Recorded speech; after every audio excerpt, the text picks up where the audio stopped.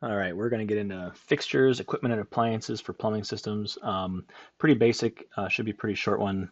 I do want to note that I kind of leave pumps out of this, even though it's a major piece of the equipment. Reason being is because there's so many different types of pumps.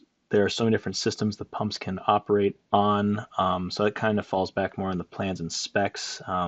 Otherwise, we could just go into an entire class on just pumps alone. So kind of go more general with it. Hopefully in your assignments, you'll see there's a little bit more just learning what kind of pumps could potentially be used in different applications. So this one, we're going to keep it pretty simple, pretty straightforward, and try to get you through here kind of quick.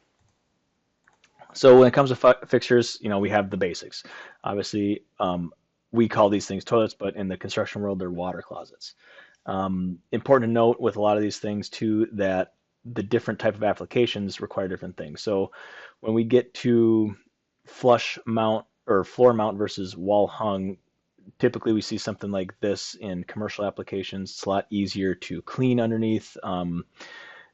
One of the big challenges then when coordinating bathrooms for big commercial projects are who does in-wall blocking, how much blocking is needed, what is the weight of these toilets, what is the weight that they require for the blocking, what are the wall assemblies made of. So you got to coordinate with several different trades to figure out bathroom installations. So I'm going to skip through some of these things too, just sort of touch on the key points. The other big thing to note is flush valves versus tank valves. Tank valves are gravity fed, flush valves have pressure behind them, so it makes it a little bit, obviously a lot more powerful, so the likelihood of clogging within your system is a lot less. We have urinals, we have low flush, no flush urinals, a couple issues that we might run into with different types of flush valves. When it comes to no flush, obviously we might have some types of odor issues, and then a lot of times plumbers end up having to come back out and clean through those systems, clean through the piping, just to make sure that the drainage system is not getting gunked up. Moving on with some more terminology. So this top picture up here is a lavatory. A lot of people think that this is called a sink, which we all call it a sink, but in construction terms, it's a lavatory. The big reason why we have to understand that lavatories are meant for just basically hand washing. A sink is meant for something that has any kind of could have any kind of debris in it, right? So a kitchen sink, laundry sink, janitor closet sinks, or slop sinks or mop basins. Those are all different types of things, different types of sinks, I should say. When it comes to shower, we just have a shower, or we have what's called a tub. So understand the basic terminology there. Automatic sensors are becoming very trendy. Big reason why, efficiency purposes. So theoretically, they're using a lot less water because they're only on while there's a hand underneath, right? Same thing with flush valves. But different types of things we have to consider is, are we direct wiring or are we battery operating? Those play in because if we are retrofitting a facility, it's a lot harder to hardwire. We can, we do it all the time, but it's going to be a little more infrastructure update, so it's going to cost a lot more money to do it that way. But then the problem with battery operated is consistency and being able to work, be a little more reliable, I should say. And then dealing with maintenance costs over time as well. So, like I said, I'm going to whip through these things pretty quick. Those are your basic fixtures that we deal with.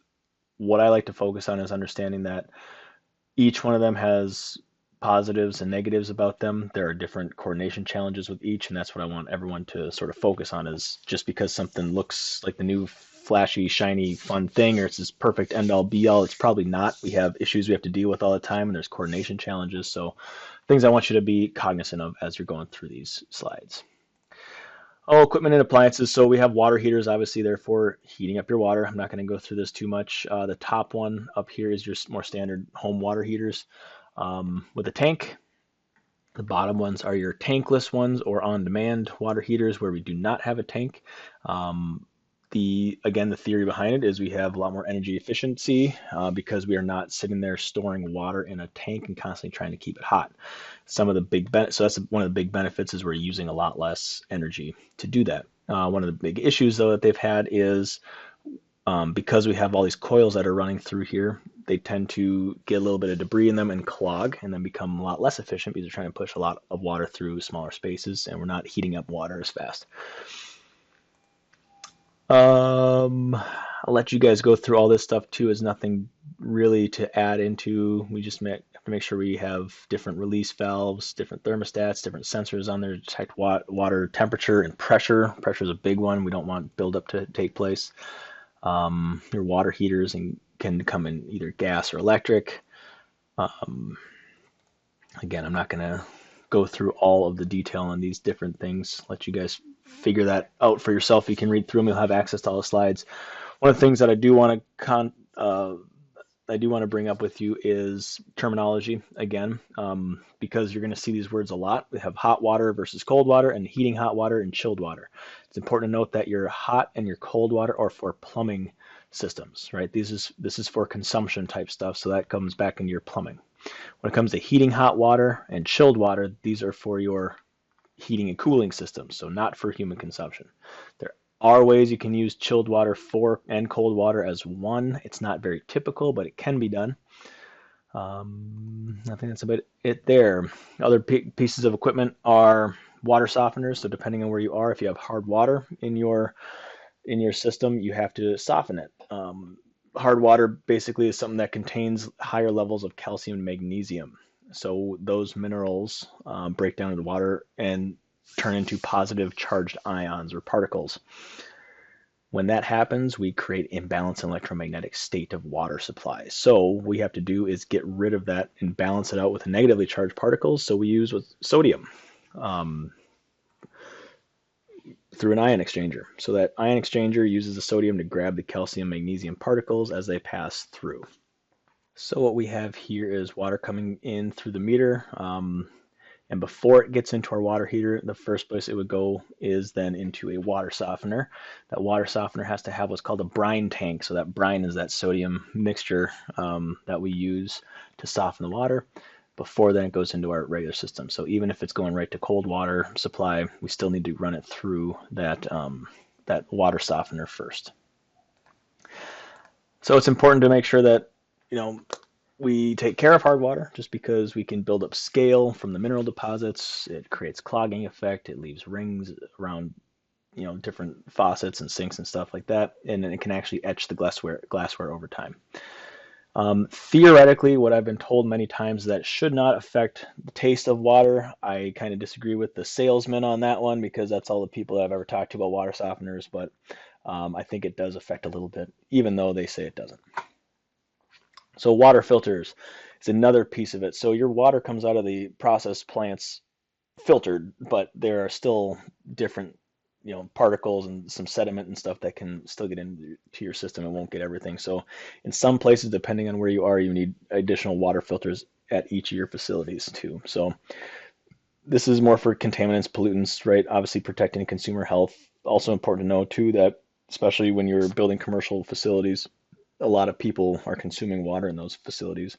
And one of the easiest ways to transmit disease is through water ingestion. So make sure that your water quality is always in really good shape when you're leaving your facilities.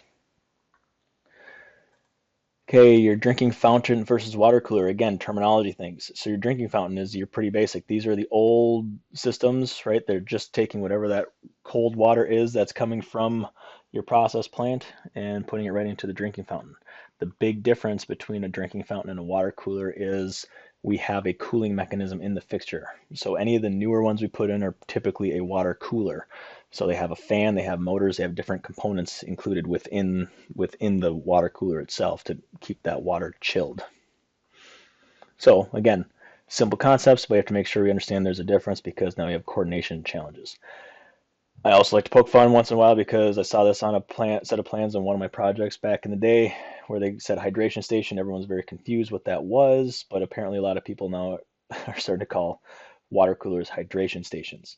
And that's where I like to poke fun a little bit at architects for that kind of stuff. Anyways, moving on.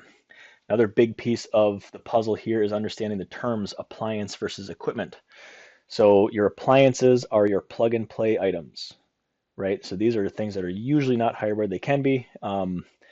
They often require designated circuits though, right? So you're talking refrigerators, washer, dryer, stoves, dishwashers, things like that. Dishwashers normally don't, but even in big commercial applications, they might all require their own dedicated circuits.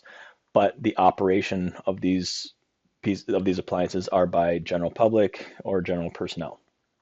Equipment then is anything in your facility that is a necessity to the function of that building. So these are hardwired pieces of equipment. They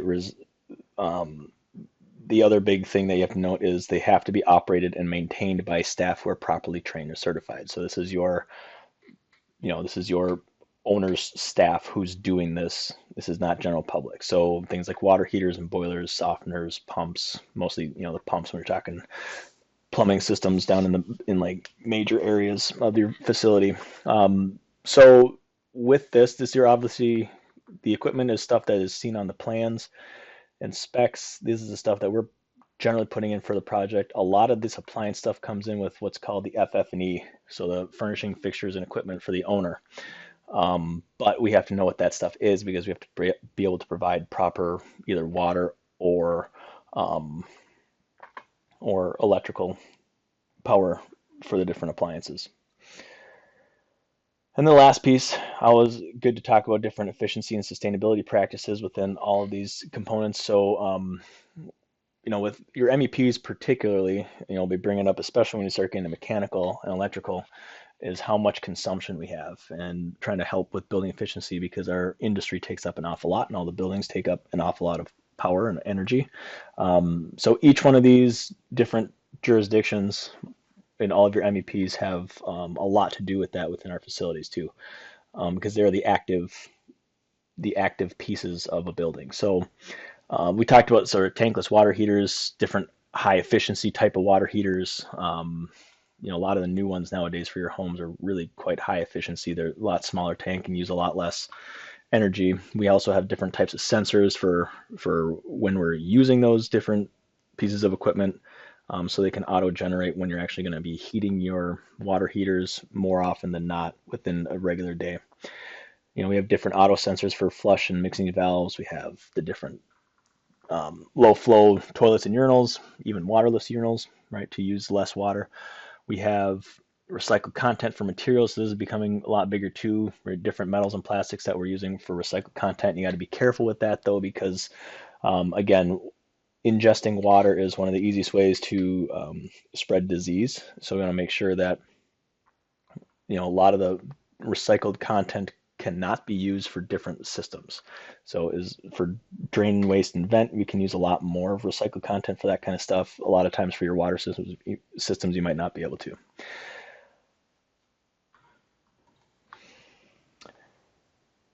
Another one of the big ones that I don't have listed on here, but I talk about in other slides are, gray water systems as well. Make sure you understand what that might mean, because that's, being able to reuse the same water twice for different applications within your facility. Again, one of the big things just to always try to push on everyone is consumption is something that requires a lot of energy. So just make sure we're trying to reduce consumption. That's what we're trying to do within our industry all over the place, especially within your MEP systems, trying to use less to get more out of it. So helping that efficiency, helping the longevity of buildings, helping maintain a lot better with a lot less energy consumption. So any questions, feel free to reach out.